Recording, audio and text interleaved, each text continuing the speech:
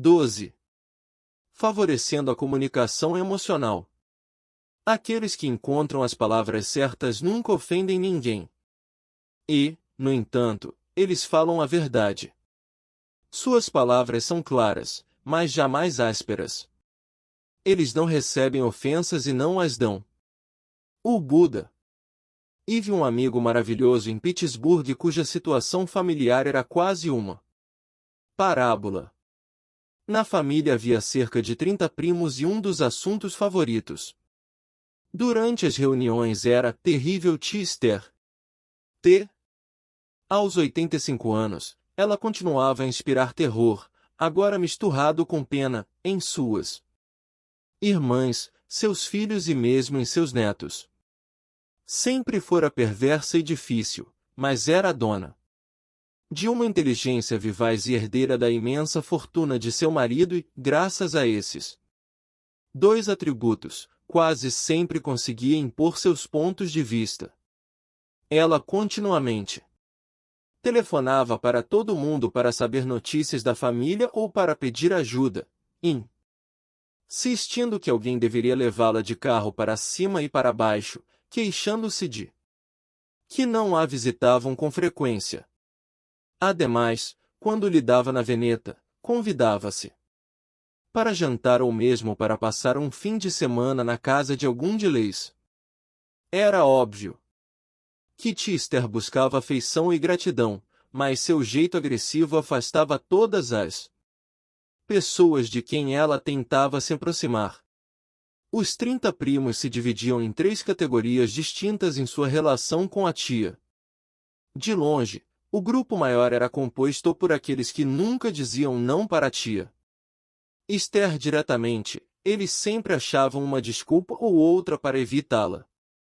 Entretanto, quando não tinham saída, depois de toda a insistência e argumentação, acabavam por dizer sim. Mas o faziam com arrependimento, apenas para evitar suas longas ameaças, suas intermináveis ligações telefônicas e suas recriminações. Por outro lado, nunca ligavam de volta, mesmo quando prometiam fazê-lo. Esqueciam seus compromissos com ela ou chegavam tarde. Por trás de suas costas, faziam piadas. Até tentavam tirar dinheiro dela com lisonjas e agrados, às vezes desonestamente.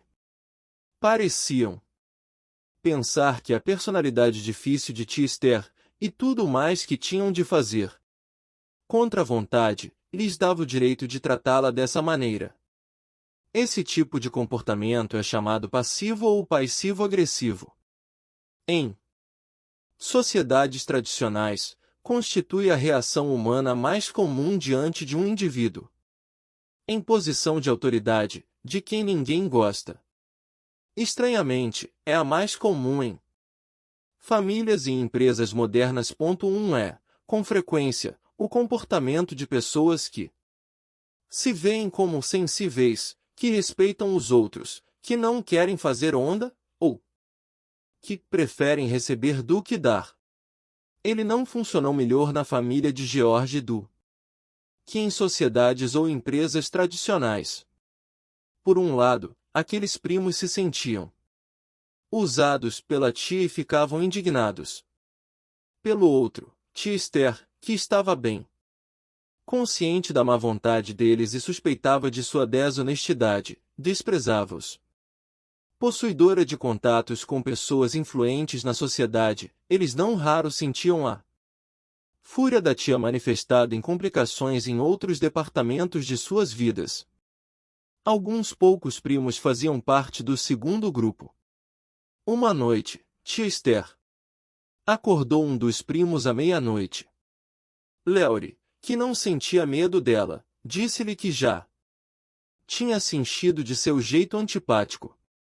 Então, levado por anos de irritação acumulada, despejou algumas verdades. Tia Esther ficou profundamente magoada, mas, como nunca deixava de dizer o que achava, respondeu-lhe com 2 ou 3 comentários que o feriram igualmente.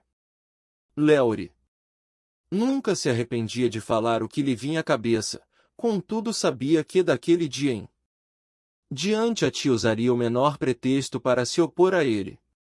E, de fato, nos anos seguintes ela jamais perdeu a ocasião de fazê-lo sentir sua hostilidade, como fazia com os outros membros da família que agiam do mesmo jeito. Devido aos amigos influentes de tia Esther, o escritório de advocacia de Leury perdeu diversos clientes. Tia Esther não mais atormentou o Leury, e até fez de tudo para evitá-lo. Pelo menos, ele não tinha de lidar com ela diretamente. E sentia satisfação por tê-la enfrentado. Depois de todos aqueles anos engolindo sapos, Leury e os primos que reagiram como ele demonstraram o que é chamado de comportamento agressivo.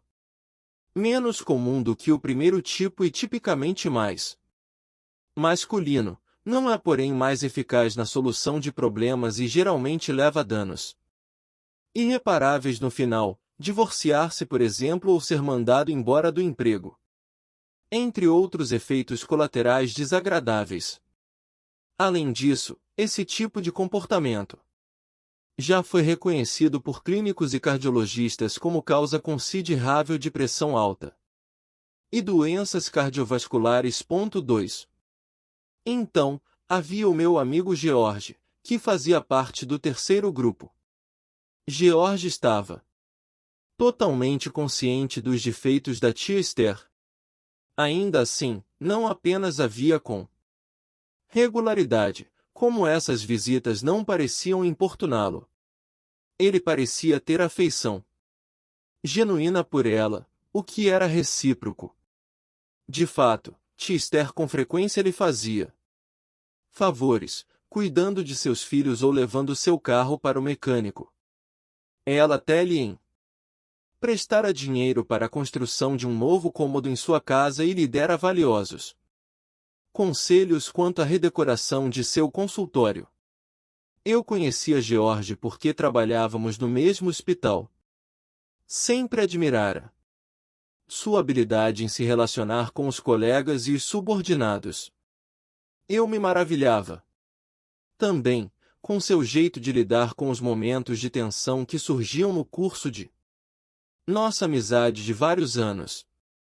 Levei muito tempo para compreender o que o tornava diferente dos seus outros primos, algo que inquestionavelmente o capacitava a manter um relacionamento de valor com alguém tão difícil quanto tia Esther. George era o mestre do terceiro tipo de comportamento, o tipo que não é nem passivo nem agressivo. Sozinho, ele descobriu os princípios da boa comunicação emocional, o que costuma ser chamado de comunicação assertiva não violenta. Essa é a única forma que nos possibilita dar e receber aquilo de que precisamos enquanto permanecemos respeitosamente dentro de nossos limites e das necessidades dos outros. Uma noite George me convidou à sua casa para jantar e tive a oportunidade de observá-lo em ação enquanto lidava com tia Esther. Ela ia acompanhá-lo em uma viagem que ele ia fazer pela universidade a uma cidade onde ela tinha muitos contatos. Naquela noite, ela telefonou para George pela terceira vez em 2 dias. Queria adicionar várias outras pessoas à sua já repleta lista de compromissos. George enfrentará um dia daqueles no hospital. Era tarde. Eu sabia que ele gostava de jantar em paz, especialmente quando tinha convidado um amigo. Imaginei como ele ia lidar com a situação. Primeiro respirou fundo, depois falou: Esther, você sabe quanto esta viagem que vamos fazer juntos significa para mim e quão grato estou por tudo o que você já fez por mim.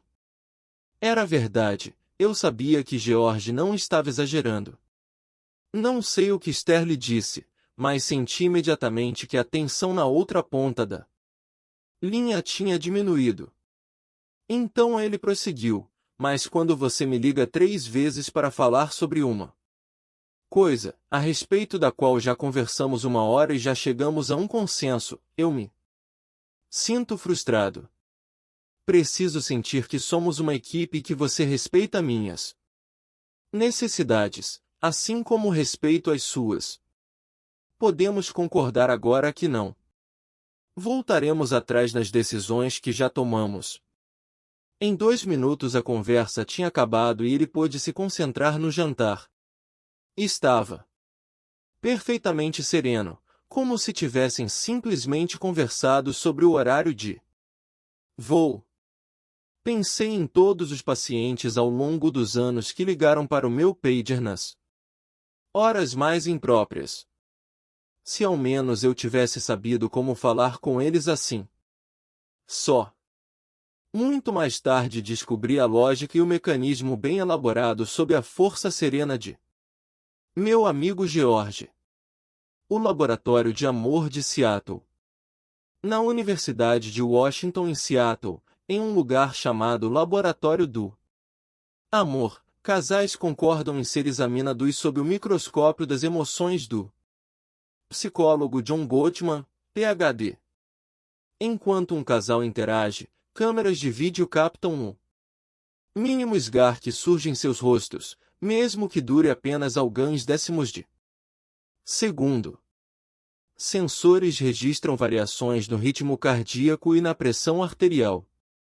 Desde que o Dr. Gottman, o autor do livro The Relationship Cure, A Cura do Relacionamento, abriu seu laboratório do amor, mais de 100 casais já concordaram em falar a respeito de seus temas de conflito crônico, a divisão de afazeres domésticos, decisões a respeito dos filhos, o gerenciamento das finanças familiares, o relacionamento com os sogros, divergências quanto ao fumo e à bebida, e assim por diante. A primeira descoberta do Dr. Gottman é que não há casais felizes, na verdade, não. Há relacionamentos emocionais duradouros, sem que haja conflitos crônicos. Muito pelo contrário, casais que não tenham assuntos crônicos de disputa deveriam se preocupar. A ausência de conflito é sinal de um distanciamento emocional muito grande, a ponto de impedir um relacionamento autêntico. A segunda, e surpreendente, descoberta é que o Dr. Gottman pode analisar em 5 minutos apenas 5 minutos. Uma discussão entre marido e mulher e prever, com mais de 90% de acerto, quem ficará casado e quem se divorciará dentro de poucos anos, mesmo se o casal ainda é tiver na lua de mel. 3. Nada afeta mais nosso cérebro emocional e nossa fisiologia do que nos sentirmos emocionalmente desligados daqueles a quem somos mais apegados, a esposa, os filhos, os pais. No laboratório do amor, uma palavra áspera, ou uma pequena contorção facial de desprezo ou nojo, quase imperceptível a um observador comum, é suficiente para acelerar o batimento cardíaco da pessoa a quem o comentário é dirigido. Depois de um soco bem dado, combinado com um quê de desdém, o ritmo cardíaco imediatamente subirá a mais de 110,4 asterisco. Quando o cérebro emocional é atingido desse jeito, ele desliga a habilidade que o cérebro cognitivo tem de raciocinar. Como já vimos, o córtex pré-frontal é desligado. Os homens, em particular, são muito sensíveis ao que o Dr. Gottman chama de inundação emocional. Uma vez despertada sua fisiologia, eles são inundados pelas emoções e agem apenas em termos de defesa e ataque, não mais procuram respostas capazes de acalmar a situação. Muitas mulheres também reagem do mesmo modo. Esta troca, de um dos estudos do Dr. Gottman, nos soa tremendamente familiar. Fred, você pegou minha roupa na lavanderia? Ingrid, com um tom de gozação, você pegou minha roupa na lavanderia? Pegue você sua maldita roupa na lavanderia. O que é que eu sou? Sua empregada? Fred, de jeito nenhum. Se você fosse uma empregada, pelo menos saberia lavar roupa. 5. Durante a troca, as fisiologias de Fred e Ingrid rapidamente se desorganizaram. Imagino que a variabilidade de seus ritmos cardíacos também deva ter se tornado caótica, embora isso não fosse medido pelo laboratório do amor. Os efeitos no relacionamento são desastrosos. Com argumentos inquestionáveis, Gottman define esse tipo de situação negativa como característica dos 4 cavaleiros do Apocalipse, 4 atitudes com as quais as pessoas dão cabo de todos os relacionamentos que encontram pelo caminho. Essas atitudes carregadas ativam o cérebro emocional do outro a ponto de ele responder com maldade ou se retrair como um animal ferido.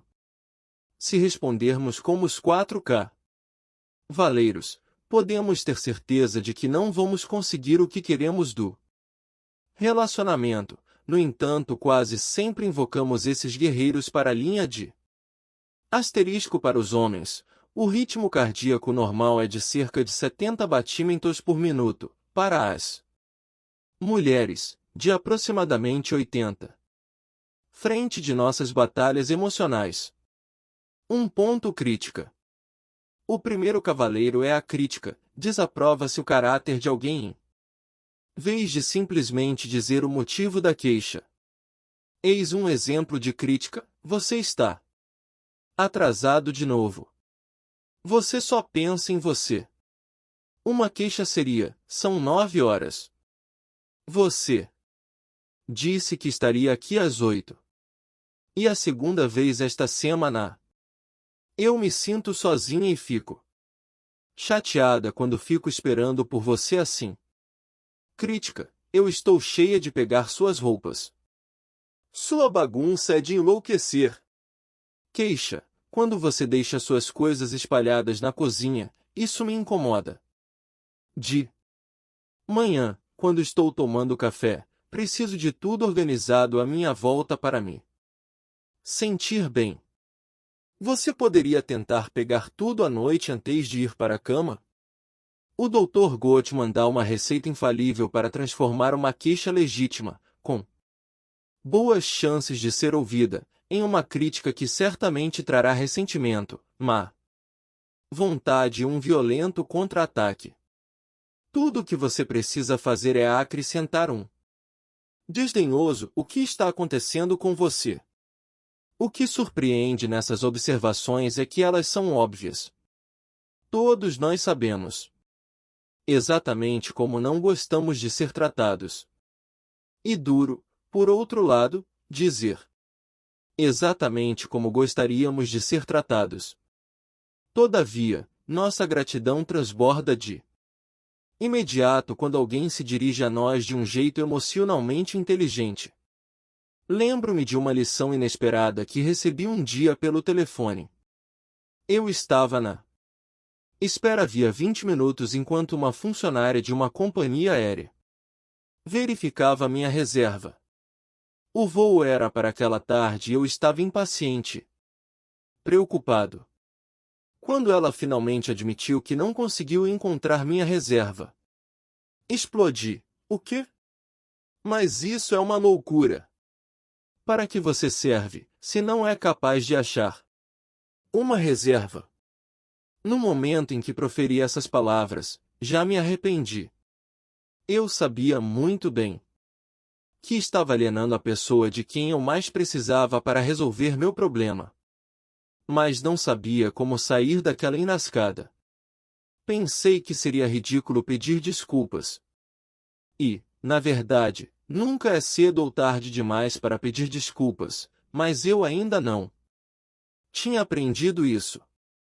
Para minha enorme surpresa, foi ela quem me salvou. Quando o Senhor levanta a voz, não consigo me concentrar em ajudá-lo.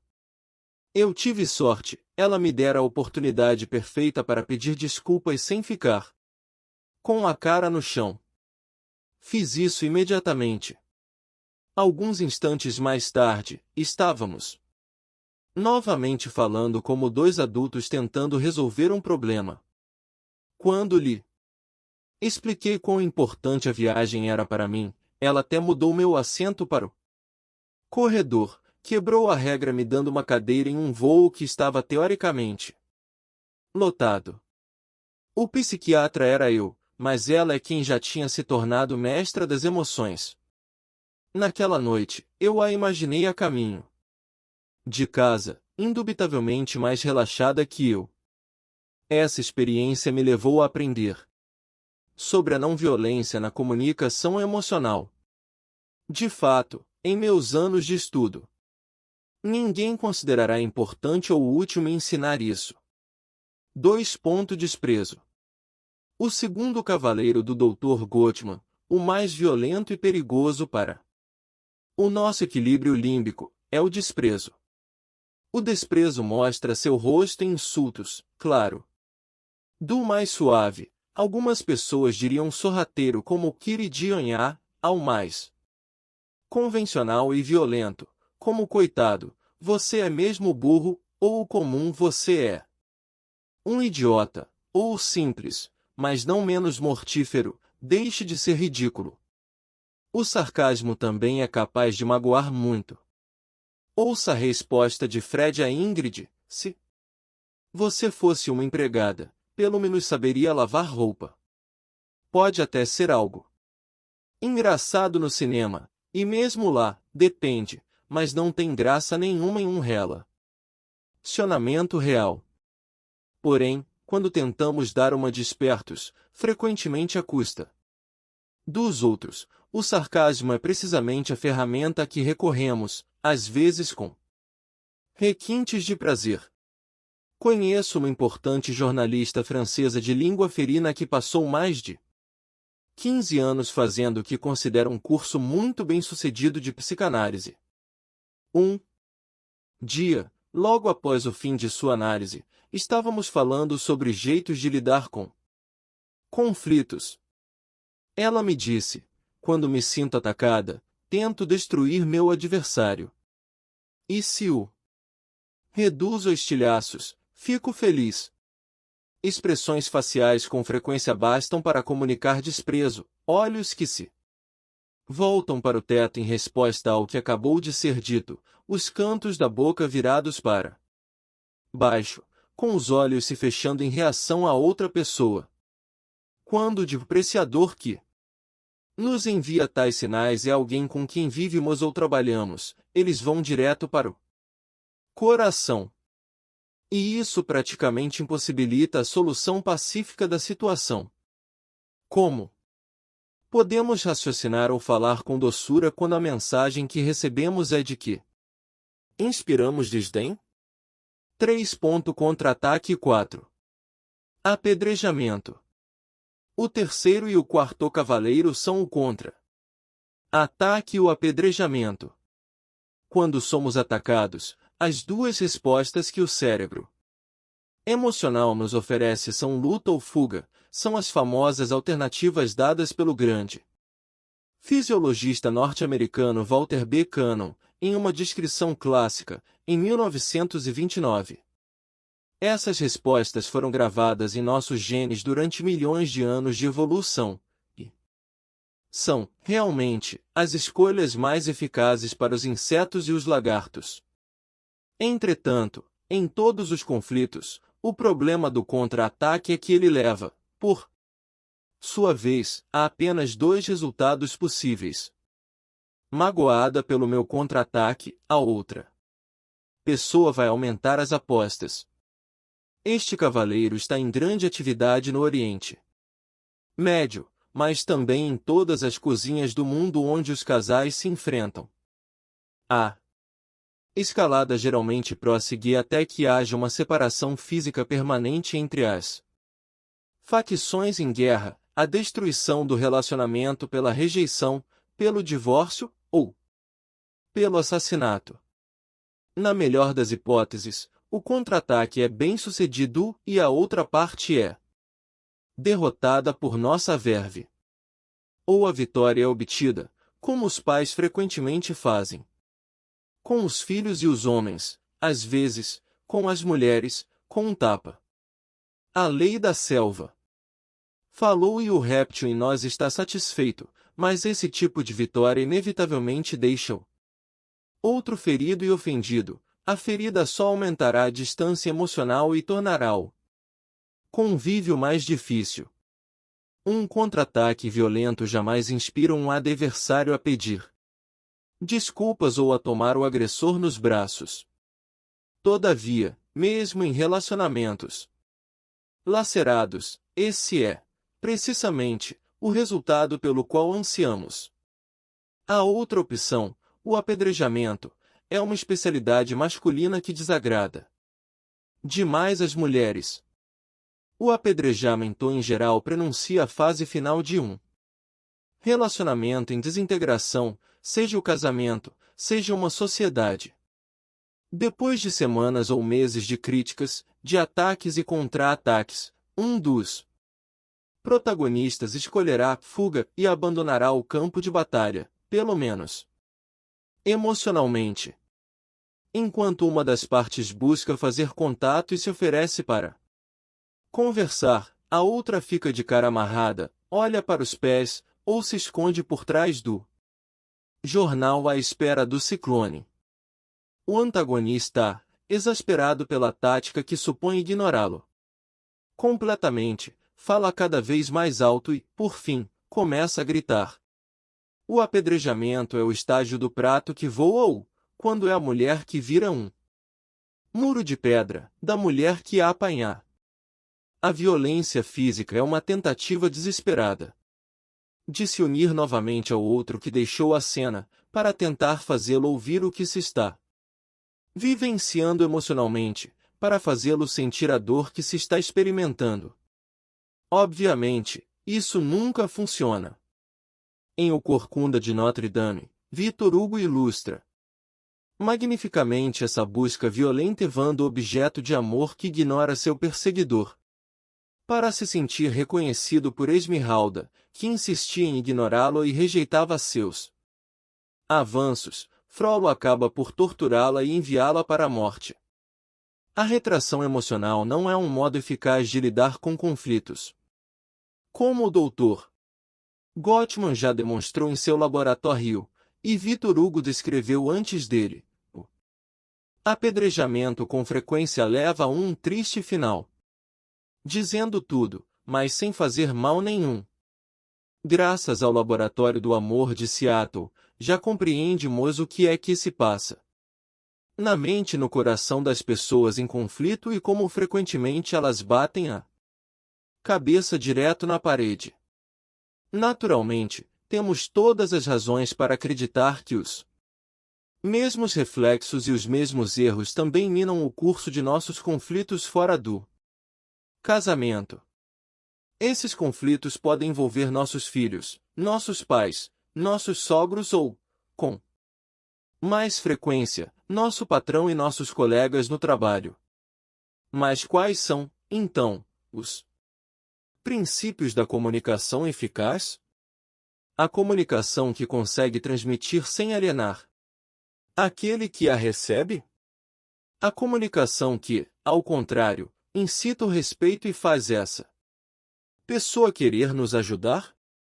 Um dos mestres da verdadeira comunicação emocional é o psicólogo Marshall Rosenberg, Ph.D., autor do livro Non-Violent Communication, Comunicação Não Violenta.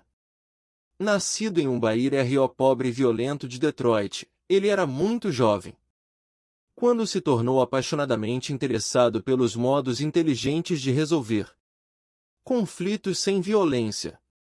Ele já os ensinou e pôs em prática em muitas circunstâncias.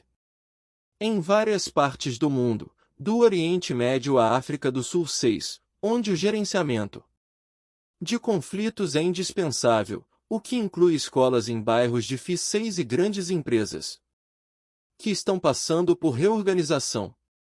O primeiro princípio da comunicação não violenta é substituir o julgamento, ou seja, a crítica, por uma afirmação objetiva dos fatos.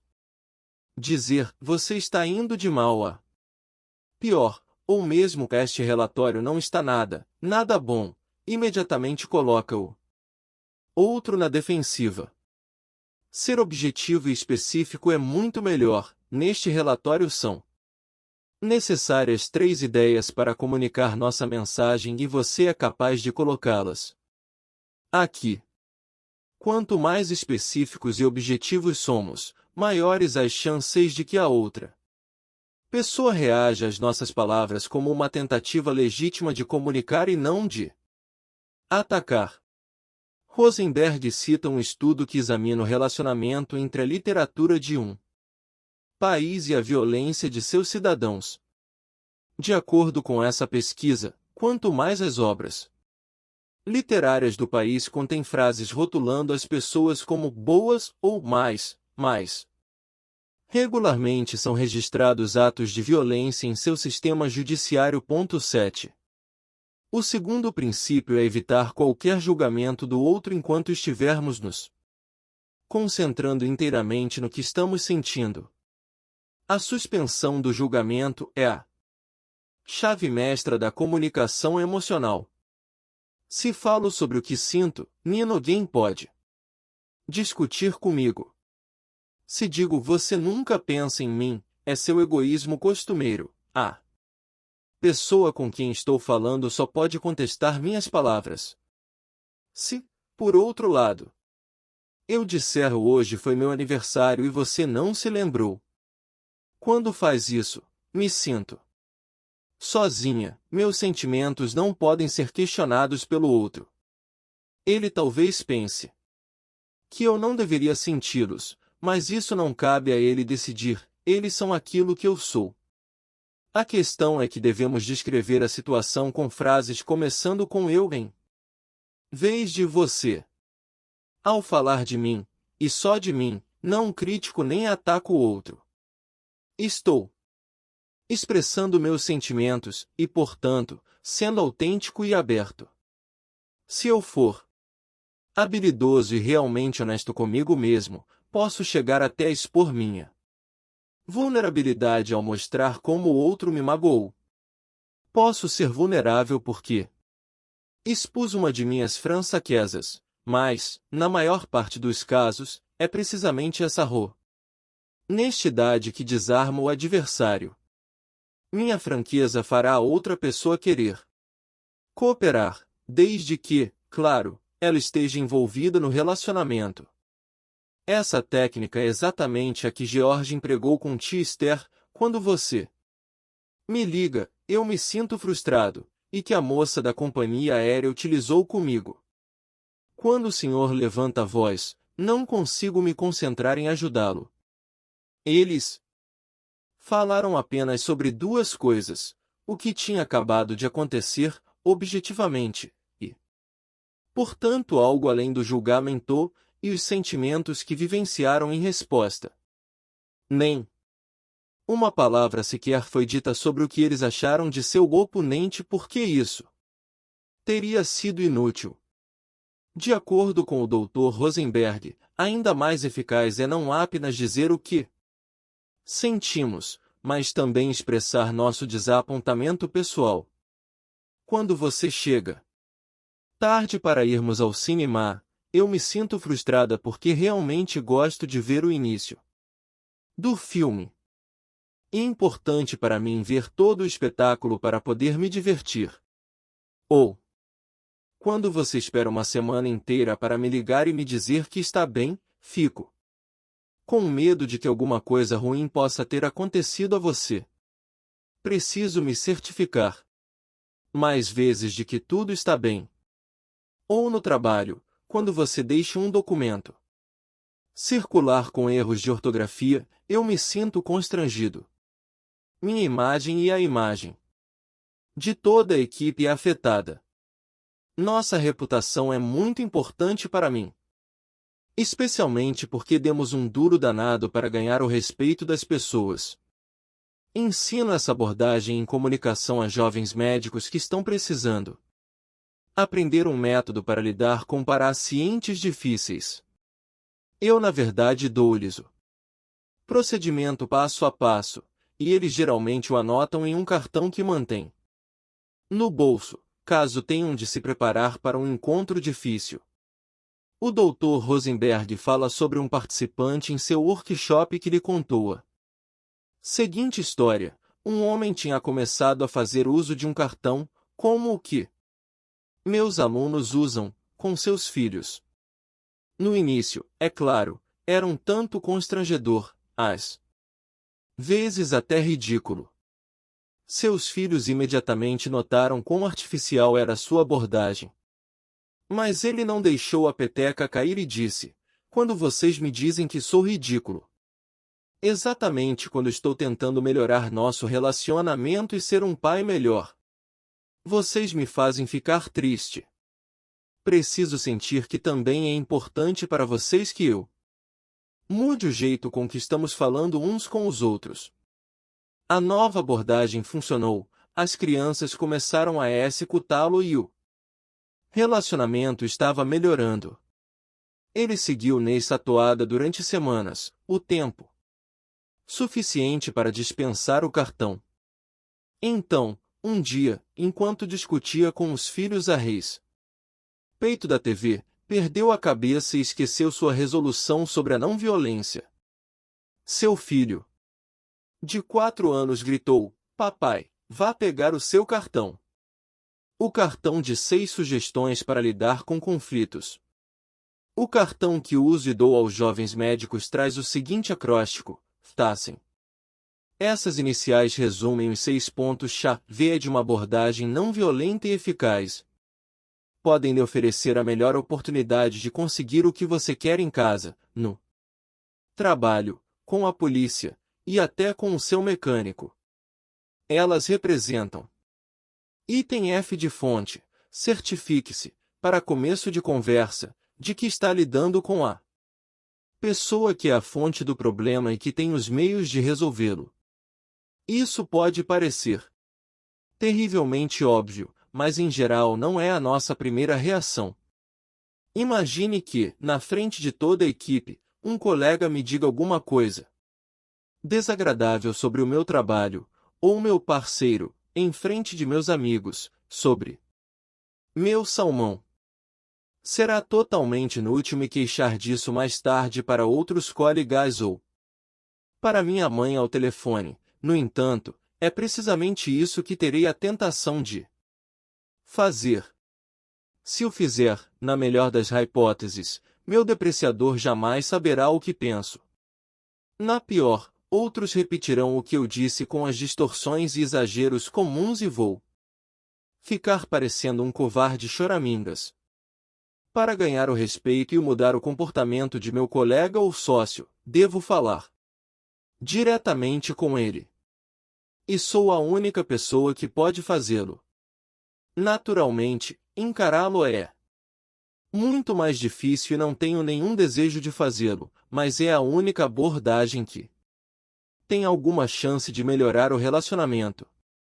Tenho de ir à fonte do problema. Item T de tempo e lugar. Certifique-se de que a discussão ocorra em hora e lugar adequados. Confrontar seu agressor em público ou em um corredor não é uma boa ideia. Mesmo que sua queixa seja não violenta. Tampouco é sábio começar a conversa imediatamente, quando a ferida ainda está aberta ou a outra parte está estressada. Melhor é escolher um lugar onde possam falar em paz e com a certeza de que a pessoa está totalmente disponível. Item A de abordagem amigável. Se você quer que a outra parte escute o que você tem a dizer, primeiro tem de ter certeza de que a pessoa está escutando. Nada redundará mais em fracasso do que adotar um tom ameaçador ou autoritário logo de cara. Como o Dr. Gottman demonstrou no Laboratório do Amor, se um dos protagonistas se sente atacado, tenderá a ficar inundado por suas emoções, mesmo antes de a conversa começar. Depois disso, nada mais vai ajudar. Certifique-se, portanto, de que o outro se sente à vontade durante suas primeiras palavras. Faça seu antagonista ouvi-lo, não se fechar.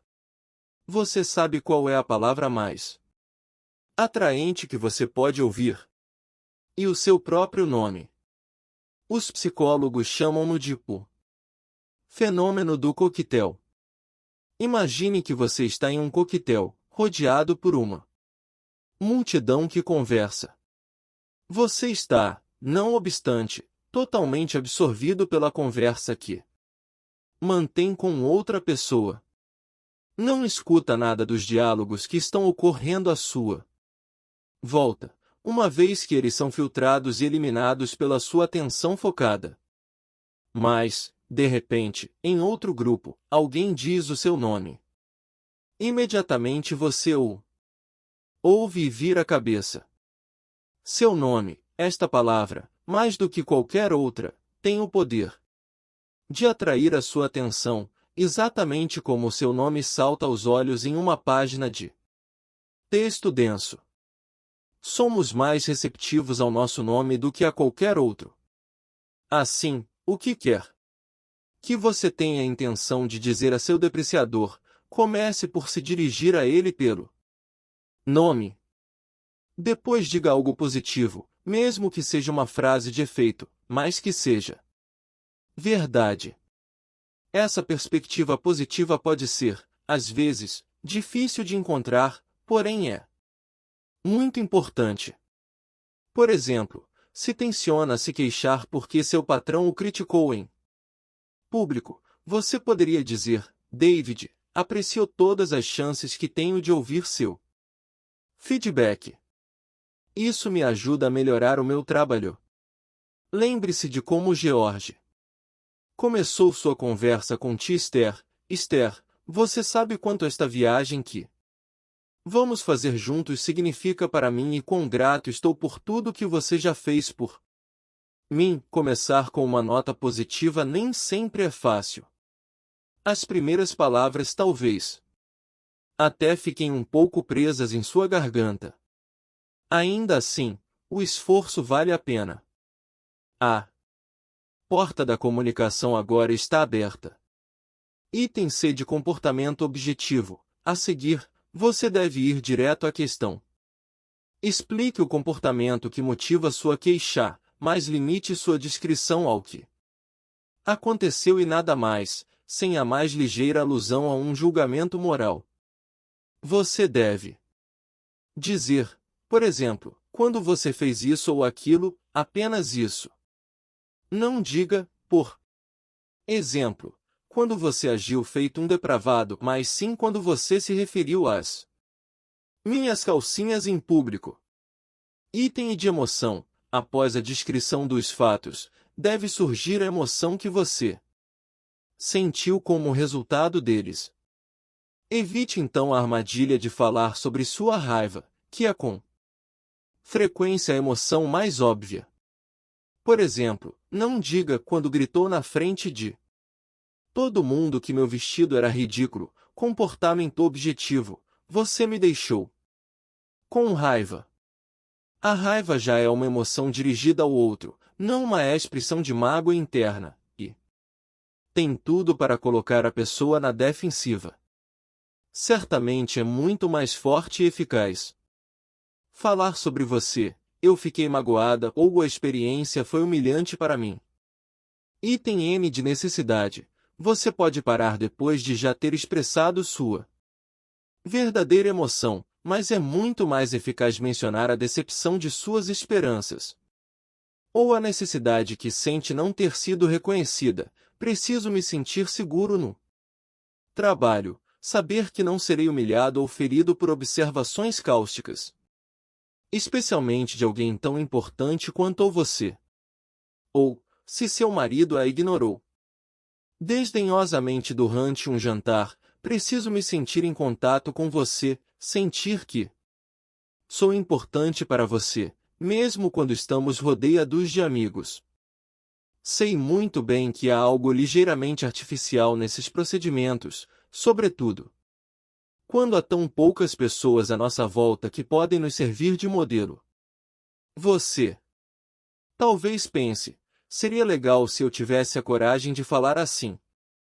Mas é impossível. Não. Com o meu patrão, ou não com o meu marido, ou não com os meus filhos, ou não com a minha sogra. O problema é simples. Você só tem 3 maneiras de reagir a um conflito. Passivamente, como passivo-agressivo, a reação mais comum e menos satisfatória. Agressivamente, que não é muito mais eficaz e sem dúvida mais perigosa, ou com mais assertividade não agressiva, em outras palavras, utilizando a comunicação emocional não violenta. Não obstante, há circunstâncias em que é melhor ser passivo ou agressivo do que submeter-se a um processo mais exigente de comunicação assertiva. Um caso pode ser trivial a ponto de não merecer nosso tempo ou atenção. É então perfeitamente legítimo ser passivo e aceitar um insulto ou ser manipulado sem reagir. Escolho essa opção. Por exemplo, quando alguém buzina no trânsito ou quando o vendedor na loja é rude. Por outro lado, em emergências ou em momentos de perigo é normal ser agressivo e dar ordem sem mais explicações. E assim que o exército faz, precisamente porque o objetivo é agir em meio ao perigo imediato. Pais fazem isso, também, quando gritam com um filho que está atravessando a rua sem prestar atenção no trânsito. Mas não importa a situação, há somente 3 maneiras de reagir. A cada instante. Cabe a nós escolher: vamos aceitar a briga, fugir ou ficar com o desafio da comunicação emocional efetiva? Nada gera mais estresse, ansiedade e depressão do que relacionamentos mal gerenciados e mal sucedidos com aqueles que são importantes para nós. E está totalmente em nossas mãos mudar isso. O processo Tassen é o primeiro passo solidamente dado nessa direção. Felizmente, nem todos os relacionamentos envolvem conflitos. Há um aspecto da comunicação que com frequência é também negligenciado, é quase tão importante: saber como tirar o máximo partido de todas as oportunidades para aprofundar nosso relacionamento com os outros. Um dos modos mais simples é aprender a estar totalmente presente quando alguém está sofrendo e precisa de nossa ajuda. Aí, mais uma vez, o que vale é achar as palavras certas para que a corrente da emoção possa passar de um cérebro ao outro, eficaz e imediatamente. Essa troca exige outra técnica, que é, na verdade, mais fácil de usar, de certo porque apresenta menos riscos para nós.